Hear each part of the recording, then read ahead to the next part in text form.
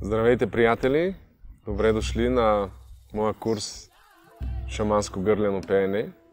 Много се радвам, че избрахте да развивате себе си посредством една много древна техника за духовно развитие, духовна еволюция, която е дошла от земите на Тува, която е дошла от земите на Сибир, Монголия и представлява в същността си един инструмент за вътрешно развитие, за духовно израстване. Всъщност в днешно време хората са достигнали до един момент на трудност, един момент, в който не могат да намерят изход в ситуацията, в която се намират. А ние имаме достатъчно много инструменти, с които да работим и с които да си помогнем.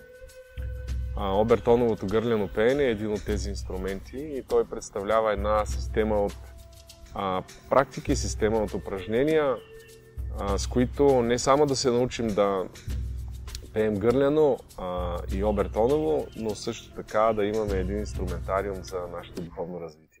Какво може да ни даде тази система? На първо място, на физическо ниво, ние може да получим едно много повишено енергизиране на тялото, ние може да повишим наситеността на кислорода в нашата кръв, ние може да подобрим работата на всички жлези и да се чувстваме цялостно доста по-добре и доста по-спокойни, като имаме един много прост инструмент, с който да работим, за да намалим нашия стрес.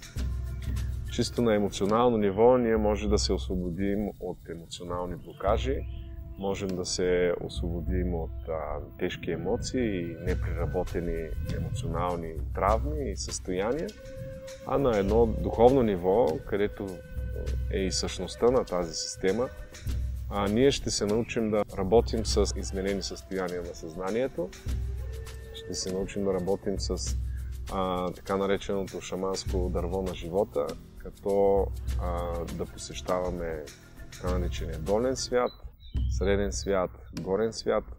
Ще можем да използваме тази енергия на звука за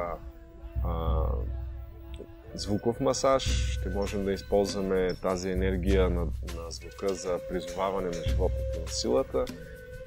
Също така ще може да използваме и за една активна медитация, както и да се научим да пребиваваме в една пасивна медитация, където да усетим енергията на нашия дух, който да ни даде достатъчно много творческа енергия.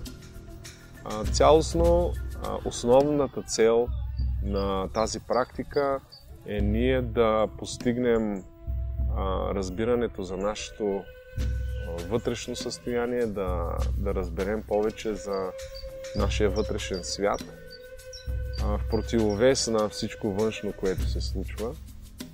И тя е една практика за изследване на нашето вътрешно състояние.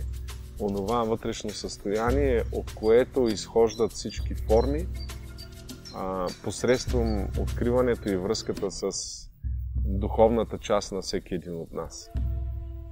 И така, добре дошли отново. Радвам се, че сте с мен и се надявам в следващите минути, часове вие да се прекарате добре и да научите една много добра система за духовно развитие, която да може да ползвате всеки един ден за вашето здраве и за вашето благоденствие.